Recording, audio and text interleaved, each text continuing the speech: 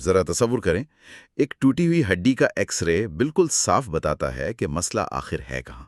ہاں بالکل۔ مطلب ڈاکٹر بس اس سفید لکیر کی طرف اشارہ کرتا ہے اور تشخیص مکمل ہو جاتی ہے، یا تو ہڈی ٹوٹی ہے یا پھر نہیں ٹوٹی۔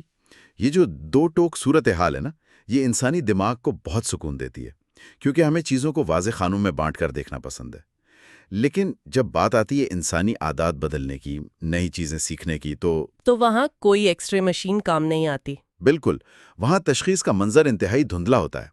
حقائق، اعداد و شمار اور معلومات تو دنیا کی ہر کتاب میں بھرے پڑے ہیں، لیکن وہ سیدھے سیدھے انسانی دماغ میں نہیں بیٹھتے۔ اور آج کے اس تفصیلی جائزے کا مقصد بھی یہی ہے۔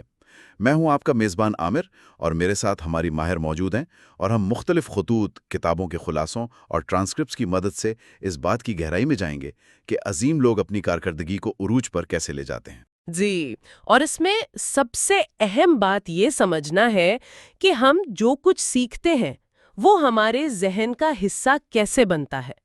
یہ جو سیدھی معلومات کے کام نہ کرنے کی آپ نے بات کی نا، اسے ہم تکنیکی زبان میں تشخیصی دھندلاہٹ یا کوگنیٹیو اوورلوڈ کہتے ہیں۔ اچھا، کوگنیٹیو اوورلوڈ۔ جی، مطلب انسانی دماغ کوئی کمپیوٹر کی ہارڈ ڈرائیو تو ہے نہیں کہ بس USB لگائی، ڈیٹا کاپی کیا اور انسان نے اس پر عمل شروع کر دیا۔ دماغ اس معلومات کو تب تک قبول ہی نہیں کرتا جب تک اسے ایک خاص سانچے میں نہ ڈھالا جائے۔ ٹھیک ہے، آئیے اس کو تھوڑا کھول کر دیکھتے ہیں۔ یہ سانچہ آخر ہے کیا؟ دیکھیں، یہ سانچہ دراصل کہانی سنانے کا فن ہے، جسے ہم سٹوری ٹیلنگ کہتے ہیں۔ جب ہم صرف حقائق سنتے ہیں نا، تو دماغ کا صرف زبان سمجھنے والا حصہ متحرک ہوتا ہے، لیکن جب کوئی کہانی سنائی جاتی ہے تو دماغ کے وہ تمام حصے جاگ جاتے ہیں جو ان واقعات کو حقیقت میں محسوس کرنے کے لیے استعمال ہوتے ہیں۔ ارے واہ، یعنی ہم اسے باقاعدہ محسوس کرتے ہیں۔ اور اسی حوالے سے جو ابلاغ کے ماہرین ہیں وہ ایک بڑا ہی زبردست اصول بتاتے ہیں، اسے 3A رول کہا جاتا ہے۔ بالکل، 3A رول۔ ہاں، یہ کہانی کو جاندار بنانے کا ایک کمال کا فارمولا ہے۔ اس میں جو پہلا A ہے وہ ہے اوتھینٹسٹی، یعنی اصلیت۔ اب یہاں اصلیت کا مطلب یہ ہرگز نہیں ہے کہ واقعہ 100% سچا ہی ہو، صحیح۔ بلکہ اس کا مطلب یہ ہے کہ اس میں جو چھپے ہوئے جذبات ہیں نا، وہ حقیقی ہونے چاہیے۔ میں اس بات سے 100% متفق ہوں۔ جب تک کہانی میں کوئی انسانی کشمکش نہ ہو، کوئی کمزوری یا ایسا جذبہ نہ ہو جس سے ایک عام انسان خود کو جوڑ سکے، تو وہ محض الفاظ کا ایک کھوکھلا ڈھانچہ رہتی ہے۔ دماغ تاریخیں بھول جاتا ہے، حقائق مٹا دیتا ہے، لیکن وہ اس احساس کو کبھی نہیں بھولتا جو اس نے محسوس کیا ہو۔ بالکل، اور اسی احساس کو مزید گہرا کرنے کے لیے دوسرا A استعمال ہوتا ہے، یعنی ایڈ اے ٹوسٹ، حیرت کا عنصر۔ ایک بڑی دلچسپ مثال ہے کیرن نامی خاتون کی۔ جی، وہ کافی گرنے والی کہانی۔ ہاں، فرض کریں صبح صبح کیرن ایک بڑی اہم میٹنگ کے لیے نکل رہی ہے اور اچانک اس کی شرٹ پر کافی گر جاتی ہے۔ اب اسے گھبراہٹ میں بھاگ کر راستے میں کسی سٹور سے نیا ٹاپ خریدنا پڑتا ہے۔ بظاہر تو یہ ایک برے دن کی بہت عام سی کہانی لگ رہی ہے۔ بالکل عام سی، لیکن اس کہانی کا جو اصل ٹوسٹ ہے وہ یہ نہیں تھا کہ کافی گری۔ ٹوسٹ یہ تھا کہ جب کیرن نے وہ نیا ٹاپ پہنا تو اسے اچانک احساس ہوا کہ اس کا سائز پہلے سے 2 درجے چھوٹا ہو گیا ہے، کیونکہ پچھلے چند مہینوں میں اس نے اپنا وزن کافی کم کر لیا تھا۔ کیا بات ہے! اور کہانی سنانے والے نے یہ بات فوراً نہیں بتائی، اس نے تجسس کو آخر تک روکے رکھا۔ اور آپ کو معلوم ہے کہ اس لمحے دماغ میں کیا ہوتا ہے؟ یہی وہ لمحہ ہے جب دماغ کے اندر ڈوپامائن کا اخراج ہوتا ہے۔ اچھا، ڈوپامائن؟ جی، ہوتا کچھ یوں ہے کہ جب دماغ کہانی سن رہا ہوتا ہے تو وہ خود بخود آگے کے حالات کی پیشگوئی کرنے لگتا ہے۔ دماغ نے سوچا کہ بھئی یہ ایک برے دن کی کہانی ہے، اس کا انجام برا ہوگا۔ لیکن جب اچانک ایک مثبت اور حیران کن ٹوسٹ آتا ہے تو دماغ کا پیش گوئی کا نظام چونک جاتا ہے اور انعام کے طور پر ڈوپامائن ریلیز کرتا ہے۔ زبردست۔ یہ کیمیکل اس پوری کہانی کو دماغ کی یادداشت میں ایک گوند کی طرح چپکا دیتا ہے۔ یہ واقعی حیران کن ہے کہ تجسس کس طرح ایک بائیولوجیکل ہتھ کنڈے کے طور پر کام کر رہا ہے۔ اچھا، تیسرا A ہے ایم آئی رائٹ، یعنی اپنے ہدف کا درست انتخاب۔ اب اگر کوئی K2 پہاڑ سر کرنے کا خطرناک منصوبہ بنا رہا ہے تو ظاہر ہے اس کا تذکرہ ان دوستوں کے سامنے نہیں ہونا چاہیے جن کی زندگی کا سب سے بڑا ایڈونچر سارا دن صوفے پر بیٹھ کر سگریٹ پینا ہے۔ بالکل صحیح کہا آپ نے، کیونکہ وہ لوگ نہ صرف اس کی اہمیت کو نہیں سمجھیں گے بلکہ اپنی تنقید سے آپ کے پورے منصوبے کی توانائی چوس لیں گے۔ پیغام کتنا ہی طاقتور کیوں نہ ہو، اگر وہ غلط ذہنوں کے سامنے پیش کیا جائے تو وہ بنجر زمین پر گرے ہوئے بیج کی طرح ضائع ہو جاتا ہے۔ بالکل۔ اور دیکھیں آج کل ٹیکنالوجی کا یہ عالم ہے کہ آرٹیفیشل انٹیلیجنس مطلب چیٹ جی پی ٹی وغیرہ سے آپ باقاعدہ اردو کہانیاں تخلیق کروا سکتے ہیں، جیسے بغداد کی پرانی گلیوں کی، دریائے دجلہ کی لہروں کی، زید نامی ایک کردار اور ٹوٹے ہوئے آئینے کی کہانی مشین سیکنڈوں میں الفاظ جوڑ لیتی ہے۔ جی وہ تو ہے، لیکن اس میں انسانی ربط کہاں سے آئے گا؟ یہی تو کمال کی بات ہے، مشین کی کہانی میں بھی گہرائی تبھی پیدا ہوتی ہے جب اسے اسی 3A رول کا پابند کیا جائے۔ اگر میں اس پوری بات کو ایک تشبیہ دوں نا تو مجھے کہانیاں بالکل کسی غلاف میں لپٹی ہوئی کڑوی دوا کی طرح لگتی ہیں۔ واہ، کیا زبردست تشبیہ دی ہے آپ نے! غلاف میں لپٹی کڑوی دوا۔ ہاں، مطلب نصیحتیں، اعداد و شمار، یہ سب بڑے کڑوے ہوتے ہیں، لیکن کہانی کا غلاف انہیں ہضم کرنے میں مدد دیتا ہے۔ اور اگر ہم اسے بڑی تصویر کے ساتھ جوڑ کر دیکھیں تو دنیا کے بہترین مصنفین اسی فارمولے کے ماسٹر ہوتے ہیں۔ اور جب مشکل حقائق کو کہانی میں ڈھالنے کی بات آتی ہے نا، تو جدید دور میں رابن شرما کا نام بہت نمایاں ہے۔ رابن شرما، جن کی اپنی زندگی بھی تو کسی کہانی سے کم نہیں ہے۔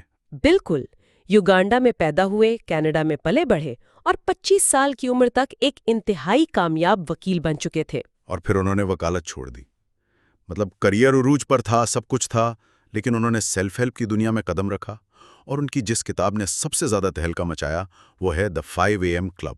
جی، اور اس کتاب کی سب سے خاص بات اس کا فارمیٹ ہے۔ انہوں نے سیدھی سادھی نصیحتیں نہیں کی، بلکہ ایک فکشن، ایک ناول کا سہارا لیا۔ اور سچ پوچھیں تو مجھے یہی بات تھوڑی عجیب لگتی تھی۔ مطلب کتاب کا پلاٹ کچھ یوں ہے کہ موریشس کا ساحل ہے، ایک ارب پتی ہے جو بھکاری کے بھیس میں ملتا ہے، ساتھ میں ایک پریشان حال آرٹسٹ ہے اور ایک انٹرپرینیور خاتون ہے جس کی کمپنی پر قبضہ ہونے والا ہے، اور یہ سب ایک مقرر اسپیل بائنڈر کی باتیں سن رہے ہیں۔ تو میرا سوال یہ تھا کہ بھئی ایک بزنس اور سیلف ہیلپ کتاب میں جس کا مقصد صبح جلدی اٹھنا سکھانا ہے، اس میں ان آرٹسٹوں اور ارب پتی کے ڈرامے کی کیا ضرورت تھی؟ کیا سیدھے سیدھے بلٹ پوائنٹس میں نہیں بتایا جا سکتا تھا؟ یہاں جو سب سے حیران کن بات ہے وہ یہی ہے کہ شرما نے جان بوجھ کر 3A رول کا استعمال کیا ہے۔ اگر وہ سیدھا لکھ دیتے کہ صبح 5 بجے اٹھیں تو دماغ اسے بورنگ سمجھ کر رد کر دیتا۔ اچھا، یعنی وہ اوتھینٹسٹی والا پہلو۔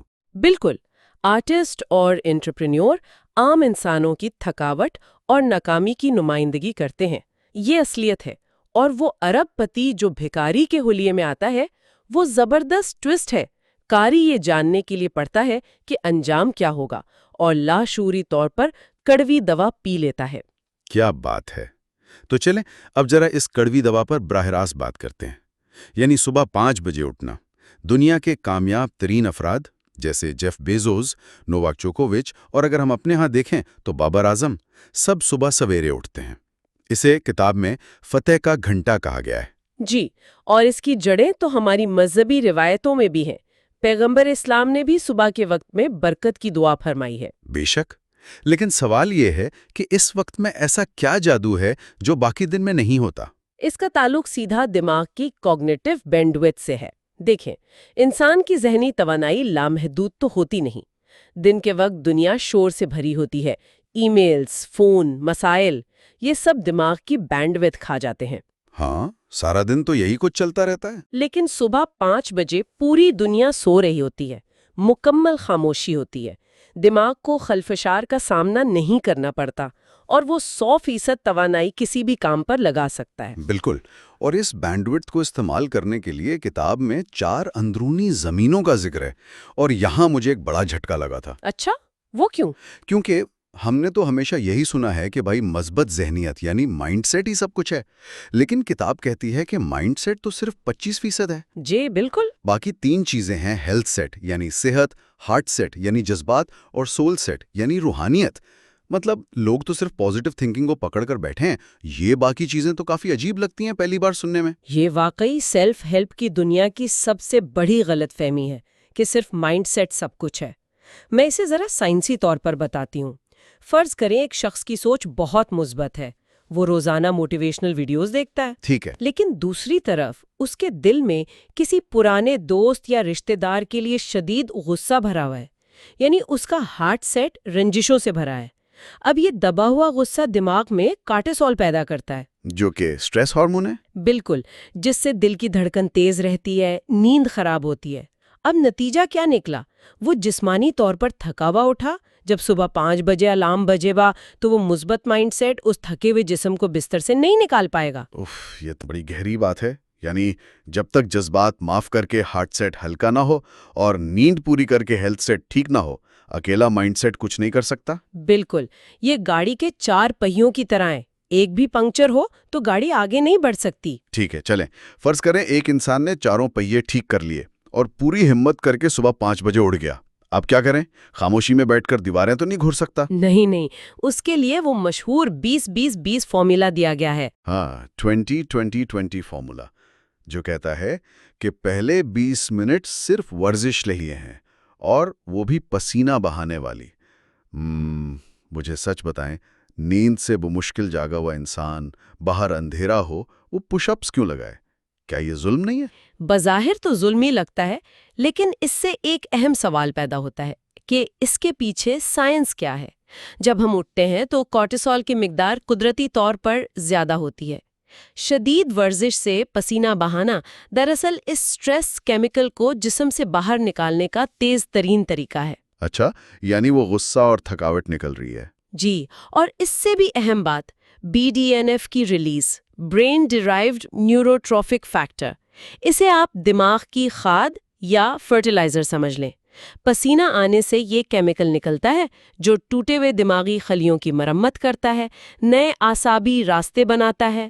یہ کوئی موٹیویشن نہیں، یہ تو پیور بائیولوجی ہے. حیرت انگیز، مطلب پسینہ نکلنا صرف جسم کی نہیں، دماغ کی سروسنگ کر رہا ہے. اور پھر اگلے 20 منٹ مراقبہ، خاموشی اور جرنلنگ کے ہیں، جہاں انسان اپنا ہارٹ سیٹ اور سول سیٹ درست کرتا ہے. بالکل. اور آخری 20 منٹ سیکھنے کے لیے ہیں. کوئی کتاب پڑھنا، کچھ نیا سیکھنا. یعنی ایک ہی گھنٹے میں پسینہ، سکون اور علم مل گیا. لیکن بات پھر وہیں آ جاتی ہے، روزانہ یہ عذاب کیسے سہا جائے؟ اسی لیے کتاب واضح کرتی ہے کہ کوئی بھی نئی عادت بنانے میں 66 دن یعنی 66 ڈیز لگتے ہیں. اسے 22 دن کے 3 حصوں میں بانٹا گیا ہے. پہلے 22 دن پرانی عادت توڑنے کے، جس میں انسان کو لگتا ہے وہ ٹوٹ رہا ہے. بالکل. اگلے 22 دن نیا نظام بننے کا دور ہے، اور آخری 22 دن اس نئی روٹین کو لاشعور میں ڈالنے کے لیے ہیں. اس کے بعد یہ خودکار ہو جاتا ہے. اور یہاں کتاب کے وہ زبردست کوٹس یاد آتے ہیں کہ ہر تبدیلی شروع میں مشکل، درمیان میں بکھری ہوئی اور آخر میں خوبصورت ہوتی ہے. کتنا سچ ہے یہ! اور ایک اور بڑی کمال بات لکھی ہے کہ ناکام لوگوں کے پاس بڑے ٹی وی ہوتے ہیں، جبکہ کامیاب لوگوں کے پاس بڑی لائبریریاں ہوتی ہیں. بالکل. لیکن یہاں ایک اور اہم مسئلہ آتا ہے. اگر صبح تو شاندار ہو گئی، مگر سارا دن آپ نے توانائی ضائع کر دی تو کیا ہوگا؟ ہاں، ول پاور بھی تو کوئی لامحدود چیز نہیں ہے. اسی لیے کامیابی کا ایک راز یہ بھی ہے کہ 9ویں دن تک کسی ایک بڑے پروجیکٹ پر فوکس کریں اور روزانہ صرف 1% بہتری لائیں. ول پاور کو بڑھانے کے لیے اپنے کمفرٹ زون سے بس 5% آگے بڑھنا ہوتا ہے. صحیح.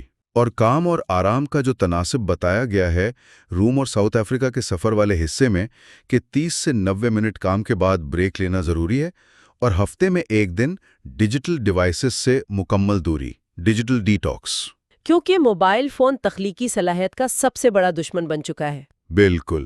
یہ جو سوشل میڈیا کی ڈسٹریکشنز ہیں نا، میں اسے دماغ کی بینڈ وتھ کا لیکیج کہتا ہوں. مطلب بڑی کمپنیاں ہماری توجہ خرید رہی ہیں اور ہم اپنا سب سے قیمتی وقت مفت میں انہیں دے رہے ہیں. اور یہی وجہ ہے کہ آج کل کی دنیا میں خاموشی اور فوکس ایک سپر پاور بن چکی ہے. کیونکہ ہر کوئی تو نوٹیفیکیشنز کا غلام ہے.